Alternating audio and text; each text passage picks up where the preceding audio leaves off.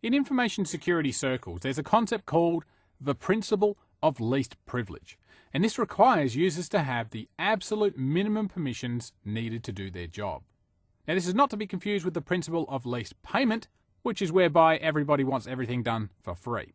So with this principle of least privilege, basically what it means is that if you only need basic user level permissions to do 90% of your job, then that's what you'll use. You'd log in using a lowly regular user account like everyone else and do pretty much everything you need to do. And only when you need to do some sort of administrative task that requires you to have more than those basic user permissions will you actually ever get them.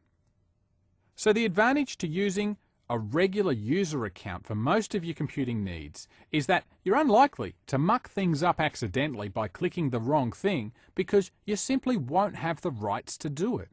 Now, if your account is somehow compromised, then the attacker, they also won't have any elevated rights and therefore they'd be limited in the scope of their attacks. It's such a logical concept really that it might surprise you to understand that only really in recent years have Windows users ever really abided by it, although we actually have had some mechanisms that have allowed us to follow this concept for a while. Now, so far in these videos, I've been doing all of our administration and configuration and installation of ISAServer using a domain administrator's account.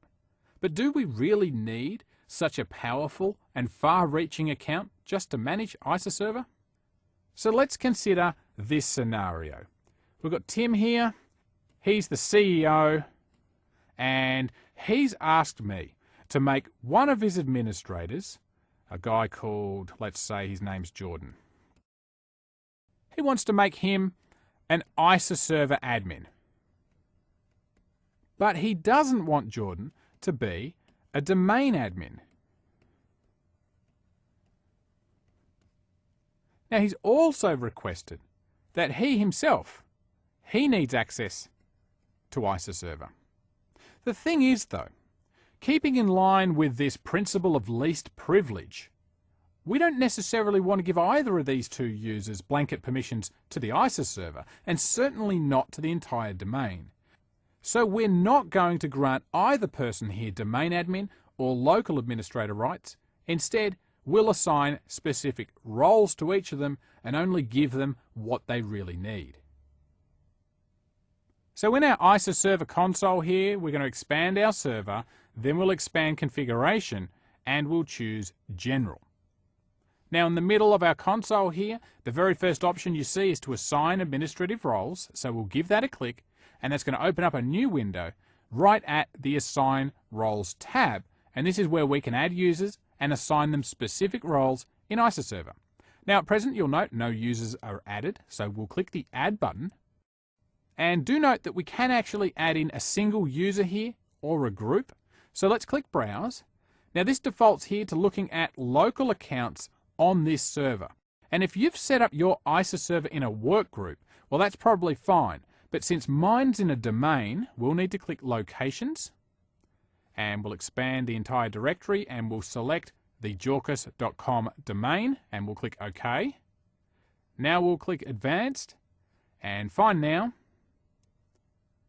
And we're going to run through the accounts that we have in the domain. Of course, we could simply just click Cancel here and then just type them in if we prefer. Alright, so let's go and type in a name. I've got a guy we've added called Jordan, so we'll type in his name, we'll click Check Names. And there you go, you can see why I needed to change that back to our domain there. So we'll click Check Names now. There he is, there's Jordan. So we'll click OK. And from this drop-down box here, we can now assign Jordan a role. And we've got 3 to choose from. We can make him an administrator, an auditor, or a monitoring auditor. Now, an administrator is probably what you expect it to be. Giving Jordan this role will allow him to administer pretty much every aspect of ISAServer. The auditor role allows the person we're assigning this role the ability to view the ISAServer configuration, but they're not going to be able to make any changes to it. But they will, however, be able to access and configure monitoring on the ISAServer. Now finally, we've got the monitoring auditor, and this allows the person the ability to access a restricted list of monitoring features. So for this user, Jordan, remember Tim, the CEO, wants him to be able to look after the ISA server. So he's going to need to have the administrator's role. So we'll select the administrator's role and we'll click OK. Now don't forget though, we've also been told that Tim, the CEO, he also wants access to this server. But even though he's the boss, and you normally have to do what your boss tells you, as a responsible administrator though, I'm not about to let him have full access to this server if he doesn't have any idea what he's doing, which is pretty likely. Most CEOs probably wouldn't have a clue what they'd even need to look for on our ISA server. Although, I certainly wouldn't be telling him that to his face.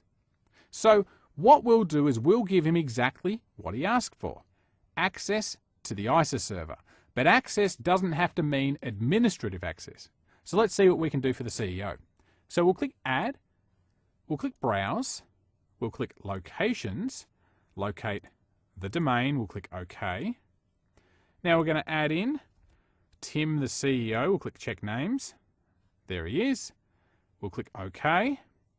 And for the CEO, we're going to, well, he does need access to the server. So we'll give him the auditor role. That way he can view the ISA server configuration, but he can't change it. So we'll select that and click OK. Alright, well there's our two accounts delivered as promised, so we'll click OK again. And in order for this change to take effect on our ISA server, we're of course going to have to apply this change. Alright, now we're able to test our changes. So we'll go and click on Start, we'll choose All Programs, Accessories, Communications, and we'll fire up the remote desktop connection. Now we're going to log on to this server, LA ISA, and we'll hit Connect. Now we'll type in the CEO's username of tim.bryans,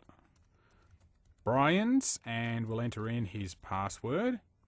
And we're going to log him on to the jaukus.com domain.